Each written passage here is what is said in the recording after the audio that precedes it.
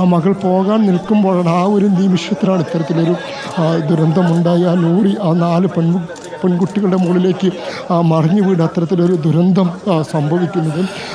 ഏറെ സമയമെടുത്താണ് പിന്നീട് പണി പുറത്തേക്ക് എടുക്കാൻ. ഓരോരുത്തരായി മടങ്ങുകയാണ് ഖബറുകളിലേക്ക്. അടിഖബറുകളിൽ മാത്രം അകലങ്ങളിൽ നിൽക്കുന്ന മനുഷ്യരാണ്.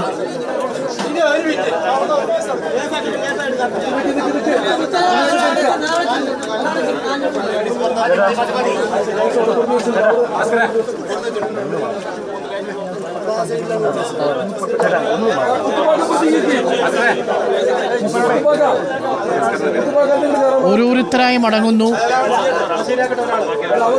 4 പേർക്കും ഒരുമിച്ചാണ് മടക്കം. ഖബർ പോലും ഒരുമിച്ചാണ്. അടിഖബറുകളിൽ മാത്രമേ വ്യത്യാസമുള്ളൂ. എങ്ങനെയാണോ സ്കൂളിൽ ഇന്നലെ മടങ്ങിയത് അതുപോലെ ഇന്ന് തിരിച്ചു വരാത്ത, പരീക്ഷകളില്ലാത്ത, അവധിയില്ലാത്ത, മിഠായിയോ മധുരമോ പരിഭവങ്ങളോ ഇല്ലാത്ത ലോകത്തേക്ക് അവർ തിരികെ പോവുകയാണ്. അഷ്കർ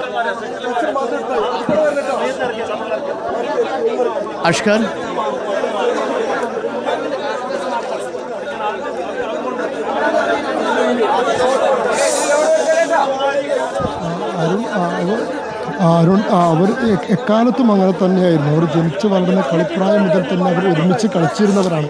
പിന്നീട് ആദ്യമായി അവർ പഠിക്കാൻ പോകുന്നത് മദ്രസയിലേക്ക്, അപ്പോഴും അവർ ഒരുമിച്ചാണ് പോയത്. പിന്നീട് സ്കൂളിലേക്ക് പോയി. പനയമ്പാടം GP സ്കൂളിലായിരുന്നു അവർ പഠിച്ചിരുന്നത്. ആദ്യം 1ാം ക്ലാസ് മുതൽ 7ാം ക്ലാസ് വരെയും ഒരു ക്ലാസ്സിൽ ഒരുമിച്ചിരുന്ന് ഒരേ ബെഞ്ചിലിരുന്നൊക്കെ പഠിച്ചിരുന്ന വിദ്യാർത്ഥികളാണ്. അത്തരത്തിൽ സൗഹൃദം പങ്കിട്ടവരാണ്. പിന്നീട് അവിടുത്തെ 7 വർഷത്തെ പഠനം പൂർത്തിയാക്കി ഗവൺമെൻറ് ഹയർ സെക്കൻഡറി സ്കൂളിലേക്ക്, വെട്ടത്തുള്ള കരിമ്പ ഗവൺമെൻറ് ഹയർ സെക്കൻഡറി സ്കൂളിലേക്ക് പോകുമ്പോഴും അവർ ഒരുമിച്ച് 6 പേരാണ് ഉണ്ടായിരുന്നത്. 6 പേരും ഒരുമിച്ചാണ് അവിടെ അഡ്മിഷൻ എടുത്തതും. അതിൽ ഇന്നലെ 5 പേരാണ് ഒരുമിച്ച് വീട്ടിലേക്ക് മടങ്ങിയിരുന്നത്, പരീക്ഷ കഴിഞ്ഞ് മടങ്ങിയിരുന്നത്.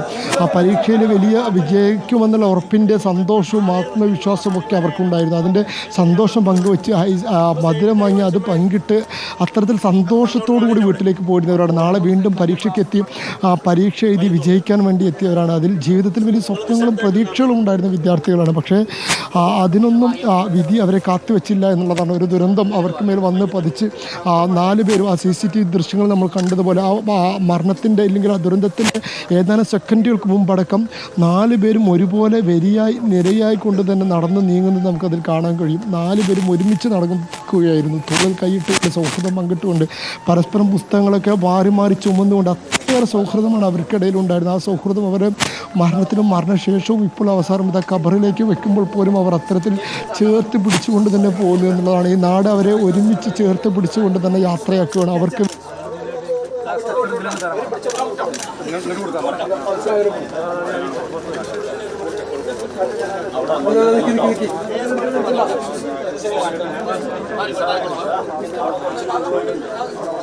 മയ്യത്ത് നമസ്കാരം കഴിഞ്ഞാൽ ആളുകളൊക്കെ തന്നെ സ്വന്തം വീടുകളിലേക്ക് പിരിഞ്ഞു പോകുന്നതാണ് നമ്മൾ കാണാറുള്ളത്. പക്ഷേ ഇന്നത്തെ കാഴ്ച എന്ന് പറയുന്നത് ഈ പള്ളിത്തോടിയിലേക്ക്, ആ മയ്യത്ത് നമസ്കാരത്തിന് വെച്ച മനുഷ്യരൊക്കെ നിരയായി ഈ പള്ളിത്തോടിയിലേക്ക് വരുന്ന ഒരു കാഴ്ച നമുക്ക് കാണാൻ കഴിയുന്നത്. നിരവധി മനുഷ്യർ. ഇപ്പോൾ മുബഷീർ കൂടി നമുക്കൊപ്പമുണ്ട്. മുബഷീർ, ഓരോരുത്തരായി മടങ്ങുകയാണ്. അവർ ഒരുമിച്ച് നടന്നവരാണ്. അവരാണിനി ഒരുമിച്ച് മടങ്ങാൻ പോകുന്നത്. എല്ലാം വളരെ വേഗത്തിൽ അവസാനിക്കുന്നുവല്ലേ?